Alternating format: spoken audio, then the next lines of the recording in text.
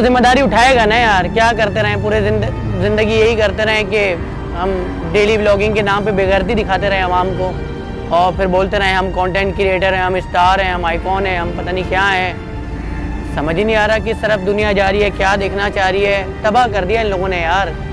हम तो बचपन में सीखते थे कि यार तमीज़ और तहजीब क्या होती है, क्या किस तरह से बैठना चाहिए, किस तरह से उठना चाहिए। आज औरत लेटी हुई घर में उसकी वीडियो बना रहे हो यार आप बोल रहे हो कॉन्टेंट है भाई। अबे भाई लोग मर रहे हैं शहर के अंदर, स्ट्रीट क्राइम के नाम पे लोगों को 25-25 हज़ार रुपए के मोबाइल के चक्कर में मारा गया, लेकिन किसी ने आवाज़ नहीं उठाई उसके ऊपर, क्योंकि सब वो जो नाचने में मसरूफ़ थे यार। मैंने बनाई है पता नहीं कितने स्पोर्ट्समैन की वीडियोस बनाई है।